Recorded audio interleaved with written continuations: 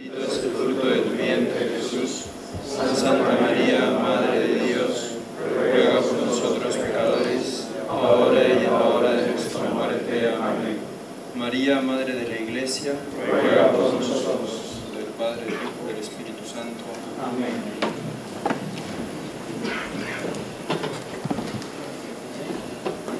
No sé si todos conocen, y a ver si el traductor logra explicarlo en inglés, qué es una novatada.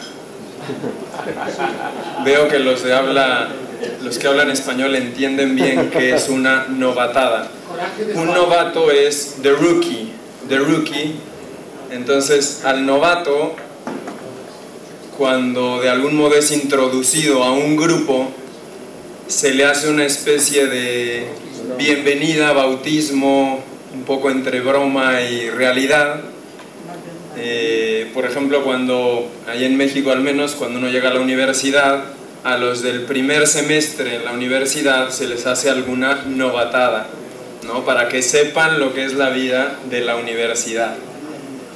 Bueno, yo no sé si esto es una novatada que el padre Gonzalo me ha hecho, pero porque pues no era muy lógico, que creo que soy el más joven aquí como sacerdote, y por más que me resistí, pues me pidió que yo compartiera aquí algunas reflexiones sobre, en este día que estamos contemplando el misterio de la Eucaristía.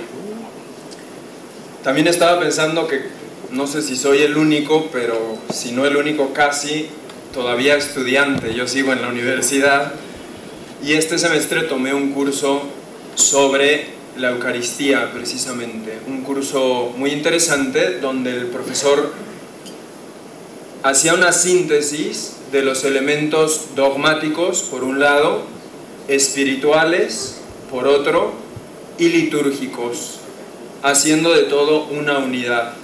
Y realmente me ayudó mucho a integrar conocimientos, reflexiones, experiencias que tenía de los años anteriores de formación. No se preocupen que no voy a darles un resumen del curso ni voy a dar una clase. Estamos en un contexto de renovación sacerdotal.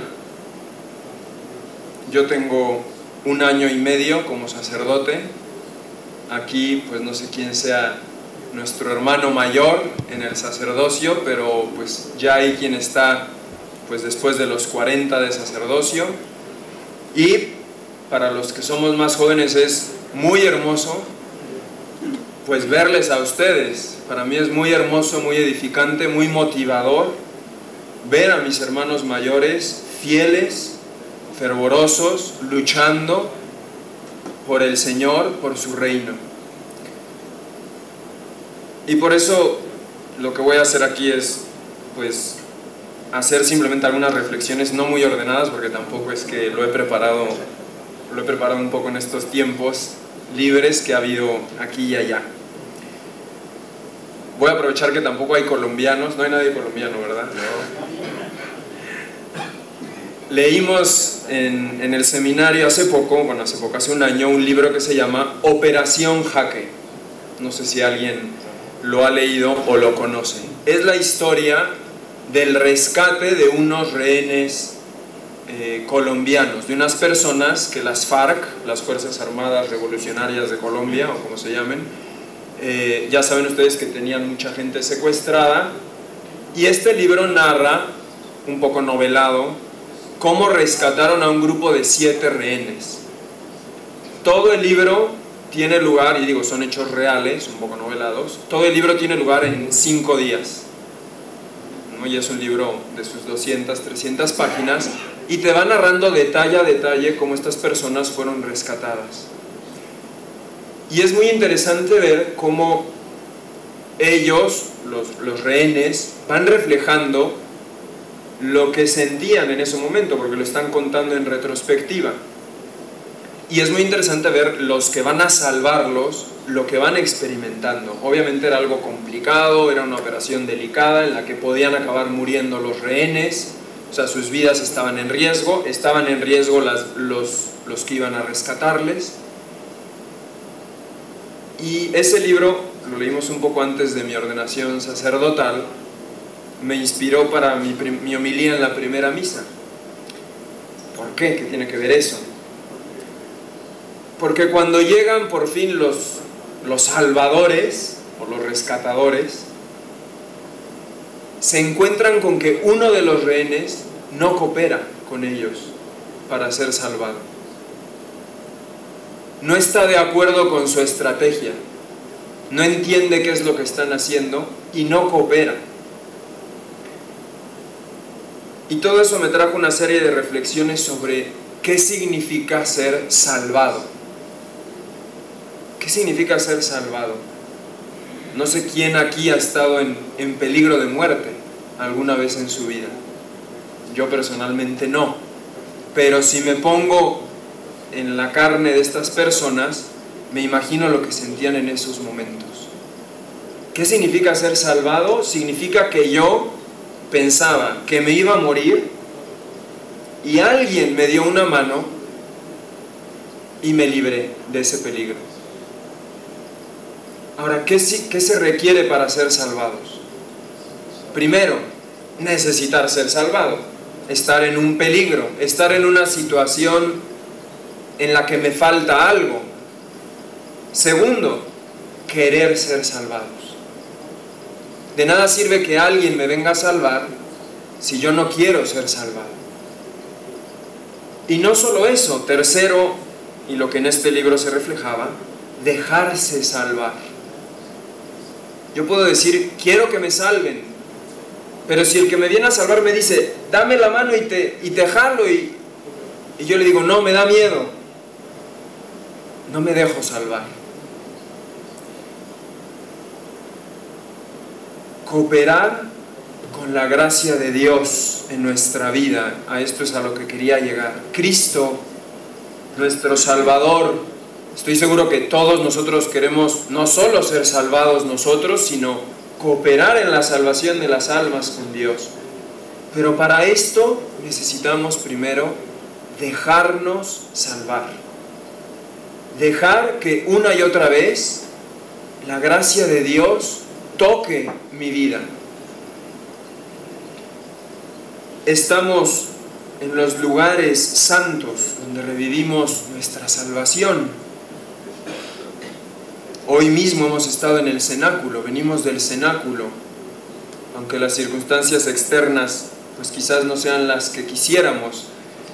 Confieso que yo estaba un poco desanimado hoy con lo del cenáculo porque pues me habían contado un poco cómo era el lugar y luego llegamos y había una guía y había ruido y había uno dando mazazos atrás.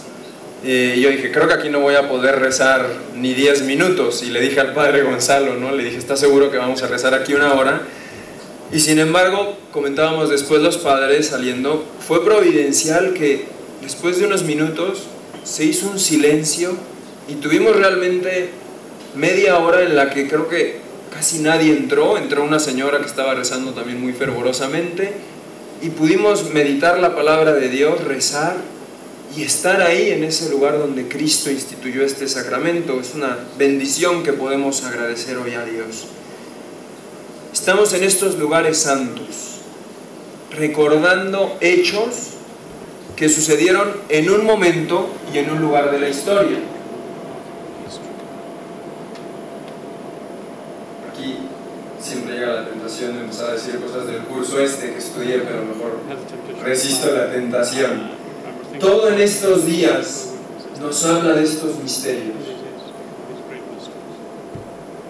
Espero no escandalizar a nadie con esto que voy a decir ahora. Yo, hasta ahora, nunca me ha llamado mucho la atención, por ejemplo, todo el tema de las reliquias. Quizás, muy probablemente, sea falta de fe. No digo que no creo en ellas, ni que no las... Pero así, a mí personalmente no es algo que me llama demasiado o que siento que me ayude. De hecho, en Roma hay un compañero que me bromea mucho porque dice que soy el detractor de las reliquias del pesebre del Señor que están en Santa María la Mayor, porque alguna vez que fuimos, siendo jóvenes seminaristas, pues cuando me lo explicaron, yo dije, si ahí están las reliquias del pesebre, pues a mí que me cuentan, ¿no? Y desde ese día, hace como 12 años ya no me perdona ese comentario y dice que soy detractor de las reliquias. No es eso. Pero sí, el padre Peter en su homilía dijo un pensamiento que comparto, y es el siguiente, espero expresarlo bien. Aquí todo nos ayuda porque estamos en los lugares que vio Jesús, caminamos donde Él caminó, nos colocamos quizás incluso en algunas ocasiones en el lugar físico en el que con certeza el Señor estuvo y realizó un acto importante para nuestra salvación, como será el caso del Santo Sepulcro, del Calvario en estos días. Y todo eso es hermosísimo y nos ayuda. Nos ayuda sobre todo porque queremos identificarnos con Cristo, queremos valorar su amor, etc. Pero creo que siempre debemos preguntarnos, y más en estos días, ¿cuánto más debe conmovernos, tocarnos y movernos a la fe la Eucaristía? Hoy hemos estado en el cenáculo, muy hermoso, pero ahí no está Cristo hoy, es evidente. Ahí está un recuerdo de Cristo. En cambio, hoy en la mañana, cuando hemos celebrado la Eucaristía, y también la hemos celebrado en un lugar muy especial en Getsemaní, pero ¿qué era lo más valioso hoy en la mañana? Eran las dos cosas, porque no se trata de decir una u otra, pero lo más importante hoy en la mañana es que ahí en el altar estaba y se hizo presente Jesucristo, real, vivo, tan vivo como el que estuvo aquí, solo que sacramentalmente. Creo que al menos a mí esa reflexión me ayuda a incrementar la fe en la Eucaristía y sobre todo a pensar, tomando otra reflexión de uno de ustedes, no nos vamos a quedar aquí a vivir. Bueno, creo, al menos no sé si alguno de ustedes tiene plan de quedarse a vivir aquí. Todos vamos a regresar a nuestras casas, a nuestras diócesis, a nuestras parroquias, al lugar donde Dios nos ha puesto, y ya no vamos a estar tocando la piedra, ya no vamos a poder ir todos los días a besar el lugar donde sé que nuestro Señor estuvo. Ya no vamos a tener esas bendiciones de estos días. Pero, ¿qué vamos a tener? Vamos a tener algo mucho más grande, mucho más valioso, que es que cada día podremos celebrar, como hacemos aquí también, la Eucaristía y tener a Cristo en nuestras manos, y no solo eso, sino ser el instrumento que Cristo usa para que Cristo venga al mundo. Hay un escrito que seguramente todos conocen, y si no lo conocen, pues ahora lo van a conocer, de un autor que se llama Hugo Wast, que es muy hermoso. Yo hace tiempo que no lo leía y ahora que lo busqué para este momento, y sobre todo en el contexto en el que estamos, me ayudó mucho. Voy a leer solo algunas partes. Dice: cuando se piensa que ni la Santísima Virgen puede hacer lo que un sacerdote, cuando se piensa que ni los ángeles, ni los arcángeles, aquellos que vencieron a Lucifer, pueden hacer lo que un sacerdote, cuando se piensa que Jesucristo en la última cena, lo que contemplamos hoy, realizó un milagro más grande que la creación del universo, que fue convertir el pan y el vino en su cuerpo y en su sangre para alimentar al mundo, y que este portento ante el cual se arrodillan los ángeles y los hombres puede repetirlo cada día un sacerdote. Aquí algún teólogo diría hereje, ¿no? Porque el sacrificio de Cristo no se repite, ¿no? Ahí en México se puso de moda, al menos donde yo trabajaba, una canción sobre la Eucaristía que decía un poco esto, ¿no? Que se repite tu sacrificio en la cruz. Y había sacerdotes un poco más celosos de la ortodoxia en esos detalles, que decían pues que era impreciso, se puede prestar a confusión. Igual aquí la palabra repetir quizás no es la mejor. Cuando se piensa que la humanidad se ha redimido y que el mundo subsiste porque hay hombres y mujeres que se alimentan cada día de ese cuerpo y de esa sangre que solo un sacerdote puede realizar. Cuando se piensa que un sacerdote, cuando celebra en el altar, tiene una dignidad mayor que un rey y que no es ni un símbolo, ¿qué somos cuando estamos en el altar? ¿Por qué tenemos un ornamento? No es un símbolo, ni siquiera un embajador de Cristo. Es Cristo mismo que está allí repitiendo el mayor milagro de Dios.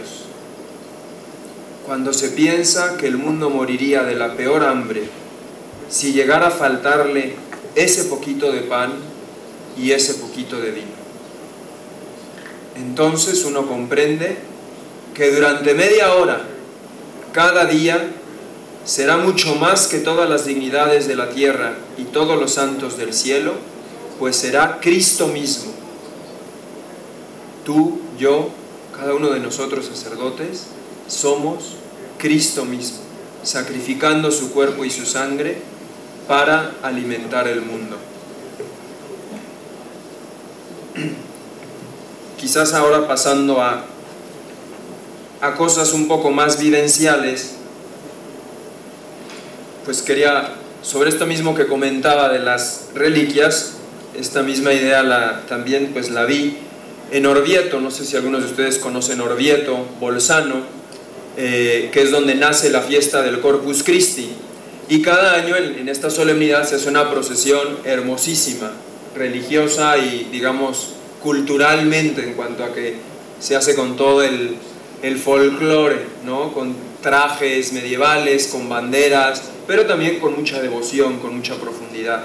Y ahí cada año invitan un cardenal a presidir la misa y la procesión. Y me acuerdo que un año que fui, era el cardenal de Praga, Vlk, que nunca supe cómo se pronuncia, el padre David nos podría decir cómo se pronuncia en checo ese apellido, que son 3 consonantes, ¿no? Vlk, o el padre Michael, que también está por allá. Y él nos decía: no vayan con sus ojos en la procesión en el corporal o en la piedra, ¿no? Que es donde están las huellas del milagro. Dice, vayan con sus ojos en el Santísimo Sacramento. Porque en la procesión sacan las reliquias, y bueno, no sé si se les puede llamar reliquias, sacan el milagro, pero que ya no es ni cuerpo ni sangre de Cristo, es un corporal con lo que quedó impreso ahí de la sangre de Cristo, o una piedra, etc., ¿no? Él decía, vayan con sus ojos puestos en el Santísimo. Claro, nos impresiona más humanamente lo otro, pensar que un día un sacerdote celebrando la hostia, de la hostia brotaron gotas de sangre. Nos impresiona más que cuando la misa es normal. Nos impresiona más ver eso que ver un pedazo de pan blanco. Pero por la fe sabemos qué es lo más importante. Cuando era seminarista, antes de ordenarme sacerdote, me acuerdo que un superior me dio este consejo, que es de los que más me han ayudado en mi vida, quizás. O sea, de los consejos en la formación uno recibe tantos consejos, ¿no? Pero algunos entran por acá, salen por allá, otros pues no calan tanto, otros se olvidan con el tiempo. Este en concreto nunca lo olvidé. Él me dijo, como vives hoy tu misa de ese lado, como seminarista, la vivirás después cuando seas sacerdote. Uno, cuando no ha sido ordenado sacerdote, piensa, no, cuando yo sea sacerdote voy a celebrar mi misa siempre con muchísimo fervor, o sea, cada día va a ser eso impresionante, pero ahora que la estás viviendo, pues no sé, igual uno estaba medio adormilado, distraído, o ni siquiera entendía bien la celebración eucarística. Y él ese día pues me puso un poco ese reto, ¿no? El decir, ahora como antes de ser sacerdote, empieza a vivir tu misa intensamente, profundamente, y luego cuando seas sacerdote la vivirás así. En pocas palabras, no se improvisa una vivencia profunda de la celebración eucarística. Roma, el otro día contaron un chiste muy bueno de Roma, que no voy a contar aquí, ¿no? De Roma se dicen tantas cosas. Pero bueno, yo tengo la gracia de vivir en Roma desde hace 7 años. Y ahora que preparaba esto me puse a pensar en cuánto me ha enriquecido también en el amor a la Eucaristía. Una de las cosas que pues, yo creo que nunca voy a olvidar es el poder participar cada año en la procesión de Corpus Christi con el Papa, que es realmente hermosa también, no sé quién ha podido estar. La misa se tiene en San Juan de Letrán, generalmente en la plaza, y acabando la misa, la procesión recorre toda la Vía Merulana, que es una avenida preciosa con árboles, no sé qué son, si sauces o qué sean, pero son árboles así muy frondosos, y toda la Vía Merulana hasta llegar a Santa María la Mayor, donde el Papa da la bendición eucarística. Y es realmente cada año un momento muy hermoso, sobre todo pensando en que durante tantos años esa procesión se dejó de hacer, ¿verdad? También en Roma fue algo que se retomó hace relativamente, yo no me acuerdo si fue Juan Pablo II o Pablo VI. Quizás podemos pensar en nuestras ciudades, también yo, por ejemplo, mi diócesis de origen, México, la Ciudad de México, durante muchísimo tiempo no se hacía, como somos un estado laico, ¿no? Pero ya más recientemente se han permitido de nuevo este tipo de procesiones, y creo que es bueno y son experiencias hermosas. También pues del ver al Papa cómo celebra la misa uno aprende mucho. Personalmente yo, el padre, no me acuerdo quién en la homilía, el padre Jacob creo nos decía en la homilía que amamos al Papa no tanto o no solo o no sobre todo porque me caiga bien o sea, porque me guste o admire yo su forma de ser o porque estas cosas de él me agraden, y es verdad, ¿no? Yo personalmente admiro muchísimo del Papa su modo de vivir la liturgia, la Eucaristía. Se me hace a la vez sencillo y solemne, profundo y muy asequible a todas las personas. Algo, por ejemplo, que trato de imitar del Papa, que lo he visto en sus misas y que creo que es poco usual, que de hecho está recomendado en la exhortación Sacramentum Caritatis después del sínodo de la Eucaristía, es el silencio que hace el Papa después de la homilía. Es, para nuestros parámetros, larguísimo, ¿no? Al menos yo en mi casa, en el seminario, lo hemos comentado y vemos que los seminaristas, cuando el sacerdote después de la breve homilía, o si no hay homilía entre semana en el seminario, después de leer el Evangelio, si el sacerdote se queda callado más de 15 segundos, ya está, el del órgano ya está así, el del otro ya está con las ofrendas casi llegando, todos se ponen nerviosos, dicen ¿qué pasa? Y es que no hay, pues quizás no hemos tenido esa costumbre, por decir así, o no hemos vivido ese aspecto de esta manera. Y creo que es muy rico porque nos da un momento, primero, de silencio. El Papa insiste mucho también en el silencio dentro de la celebración eucarística, en no querer llenar toda la misa, por ejemplo, de cantos o de música, que está muy bien, yo me encanta la música y los cantos y todo, ¿no? Pero el Papa dice, está bien también que en la celebración haya un momento de silencio, ¿no? Es como, no sé si les pasó en la barca en el lago de Galilea, hubo un momento cuando estuvimos ahí que se apagó, cuando apagaron el motor, y hubo un momento que fue de completo silencio, que no se oían ni flashes, ¿no? Ni no se oía nada.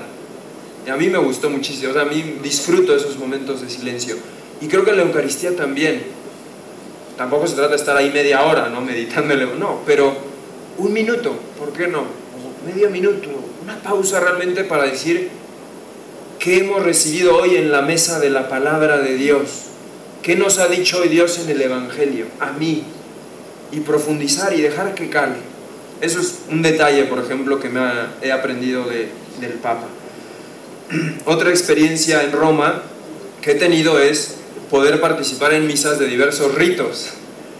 Cada año, ustedes saben, se celebra la Semana de Oración por la Unidad de los Cristianos, del 18 al 25 de enero. Y en Roma se organizan en los 8 días, en una iglesia, Santa María in Via Lata, se organiza cada día misa en un rito católico oriental, obviamente con asistencia abierta. y cada año procuro ir a una o dos misas, de modo que he ido en estos años conociendo pues diversos ritos, y es muy enriquecedor, no porque yo quiera cambiar de rito, ni porque me gusten más que el mío, no se trata de comparar, simplemente viendo, conociendo y valorando la liturgia de nuestros hermanos de otros ritos, pues uno aprende, se enriquece, y lo que yo he hecho es como, no tomo, digamos, signos o gestos que ellos hacen, porque no se trata de hacer aquí mezclas, pero sí he buscado, por ejemplo, impregnarme del espíritu en algunas cosas que he visto en ellos. Pongo dos ejemplos. Uno es el Sanctus. No me acuerdo ya en qué rito fue, porque fue hace mucho, la primera vez que estuve en Roma, pero en general en los ritos orientales pues hay más solemnidad. Ustedes saben, en la misa hay siempre incienso y hay más, ¿no? Se utilizan más esos elementos sensibles. El rito latino es más sobrio. Bueno, en el Sanctus, en este rito, me acuerdo que el sacerdote está de espaldas al pueblo, están viendo todos hacia la iconostasis en este caso, y él empieza abajo de lo que sería nuestro presbiterio, y cuando ya va a ser el Sanctus, o sea, el prefacio lo reza ahí, lo canta ahí, cuando va a ser el Sanctus, sube, entra, digamos, y se pone en una postura que a mí solo verla me impresionó muchísimo. O sea, él se ponía realmente, yo no la voy a actuar aquí, ¿no? Pero, además porque la están grabando. Pero ese día yo entendí un poco más lo que era el Sanctus. Digo, igual ustedes estarán pensando, bueno, este niño es tonto, ¿no? Que no se había enterado de nada. Pues sí, ¿no? Pero bueno, ese día capté lo que era el pensar en los ángeles, en los arcángeles, en todos los coros celestiales, contemplando la gloria de Dios, ¿no? Ver esa postura que ellos tomaban me ayudó a entenderlo. Entonces no es que ahora yo en mi misa lo hago así, obviamente, pero sí traté de incorporar eso, ¿no? Otro, por ejemplo, es la paz. El gesto de la paz en la mayoría de los ritos orientales, por ejemplo, en concreto los maronitas, es muy hermoso, porque la paz sale o brota del altar. El sacerdote besa el altar, ¿no? Él le da la paz a los acólitos, si no me equivoco, y ellos la llevan al pueblo, a las diversas filas, ¿no? Entonces, digo, es un modo de hacer más sensible que la paz que nos damos en la misa no solo es un gesto de fraternidad, sino ante todo es la paz de Cristo, como decimos cuando nos saludamos, la paz de Cristo. Y ese gesto, digamos, el hecho del beso al altar y que la paz, digamos, venga así, a mí me ayudó a entenderlo. Y así, bueno, habría otros detalles. De otra experiencia que he aprendido también, espero que se entienda bien también, es de la forma extraordinaria del rito latino. También de esto he aprendido, me he interesado por conocerlo al menos, ¿no? Sabemos que el Papa pues quiso con ese motu proprio hace ya casi 5 años, digamos, liberar o dejar claro el tema de la misa antigua, como se suele llamar, y bueno, yo pues personalmente dije, al menos quiero conocerla, porque no quiero juzgarla o etiquetarla sin conocerla, ¿no? Y bueno, me interesé por conocerla, y también de este rito, del rito pues que a algunos de ustedes les habrá tocado celebrar, he aprendido cosas, y lo mismo, he incorporado el espíritu o algunos elementos interiores en mi modo de celebrar la Eucaristía. Algo muy sencillo, pues al inicio de la celebración en la forma extraordinaria se recita la antífona Introibo ad altare Dei ad eum quaeletificat juventutem mea, ¿no? A mí solo eso, por ejemplo, pues ya cuando yo llego al altar a celebrar la misa, aunque no lo recite en voz alta, el tener presente ese salmo me ayuda mucho, ¿no? Entonces, bueno, esto por compartir algunas experiencias. Creo que es importante, ustedes lo podrán decir mejor que yo, que conforme pasan los años nos renovemos también en todo esto, porque celebramos misa todos los días. Ustedes que son párrocos, la mayoría yo creo que celebran, no sé si 1, 2 o 3 o cuántas, y si no nos renovamos, no digo que haya que estar buscando novedades o pero sí enriquecernos interiormente para poder celebrar nuestra Eucaristía con fervor. Para terminar, he hecho muchas veces un experimento con los fieles, con la gente en la misa, que es preguntarles qué es lo nuevo, lo que cambia en cada misa.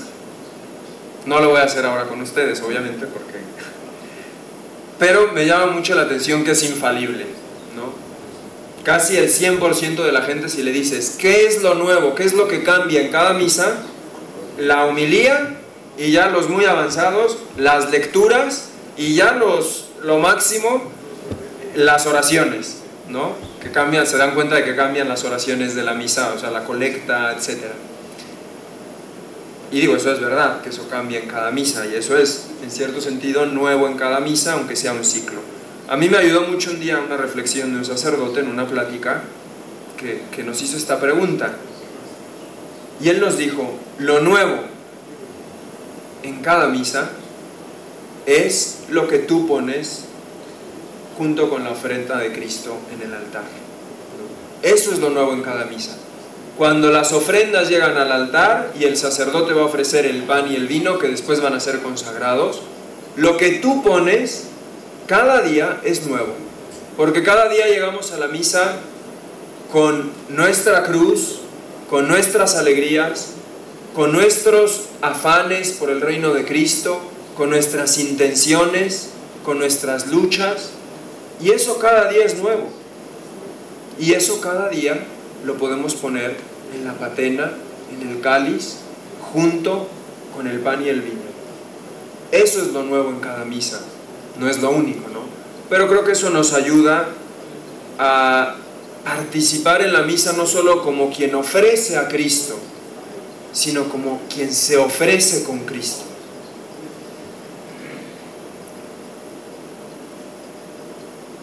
No quería dejar de lado una reflexión sobre la Eucaristía y la caridad. El otro día cantábamos ese canto, donde hay caridad y amor, ahí está Dios. ¿Dónde está Dios? En la Eucaristía, sobre todo. ¿Y dónde está Dios? Donde está Dios hay amor. Por lo tanto, hay una íntima relación entre la Eucaristía y la caridad y el amor. He tenido muy poca experiencia pastoral, porque, como les digo, estoy en Roma, estudio, pero estuve 3 semanas en una parroquia en una isla, en Sicilia, una isla de 1000 habitantes. No sé si alguno de ustedes ha tenido una parroquia de solo 1000 habitantes, creo que es muy poco, ¿no? Pero bueno, pues es una isla donde no hay más gente.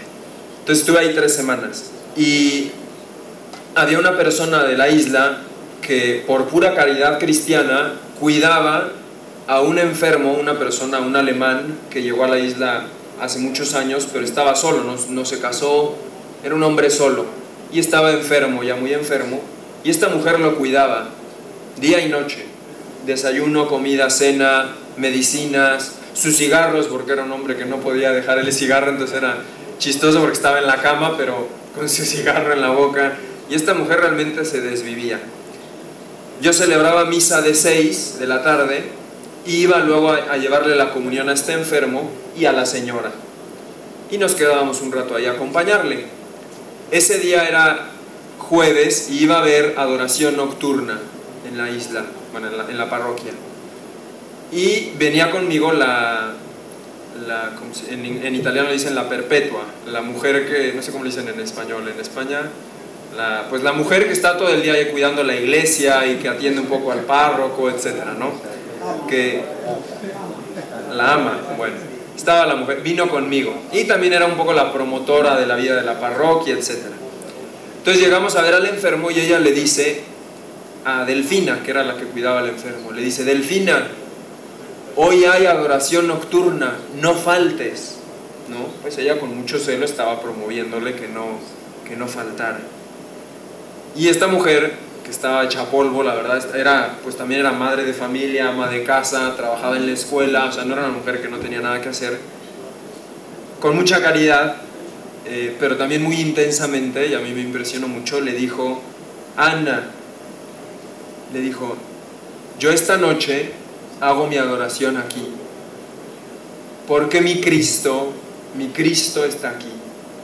¿No? Y señaló a Erwin, este hombre alemán, este enfermo, ¿no? A mí realmente en ese momento me conmovió muchísimo, porque pues es verdad. Puede haber momentos en nuestra vida en la que nos encantaría estar pues, a solas en oración, en la capilla, ante el Santísimo, pues, serenamente, leyendo la Escritura, meditando, ¿no? A veces preferiríamos eso, pero muchas veces quizás Cristo nos llama a servirle en su cuerpo vivo, en el cuerpo místico, en cada uno de nuestros hermanos y sobre todo en los más necesitados. Yo luego hablé con esta mujer, con Delfina, y le dije que, pues le conté que me había conmovido, que estaba de acuerdo con ella, pero que obviamente no se oponía, ¿no? Al contrario, el servicio de la caridad no se opone a que uno necesite alimentarse de la Eucaristía y de la oración. Para terminar, pues confieso que la parte, y les dejo la pregunta, ¿cuál es la parte de la misa, las palabras de la misa que más les gustan o que más les ayudan en este momento de su vida? También uno, yo creo que va pasando por diversos momentos. A mí me ayuda muchísimo en la plegaria eucarística 2 cuando rezamos estas palabras que nos hacen pensar en el banquete celestial, en lo que es realmente la meta de nuestra vida. Eterne vite mere amur esse consortes, ¿no? Le pedimos a Dios que también nos considere dignos de llegar a participar del banquete de la vida eterna. Y ahí, así como en la celebración eucarística nos reunimos como hermanos para el culto divino, le pedimos también que nosotros que estamos aquí en este curso, que tantas veces estamos concelebrando la Eucaristía, le pedimos a Él también que cada uno de nosotros, que este grupo de sacerdotes, pues un día nos encontremos, quizás pues no nos volvamos a ver en esta vida, muchos de nosotros, yo al menos para que vaya a Australia a saludar a mis amigos de Australia está difícil, pero sí le pedimos a Dios que nos encontremos un día en el banquete eterno. Hacemos una oración. En el nombre del Padre, del Hijo y del Espíritu Santo. Amén.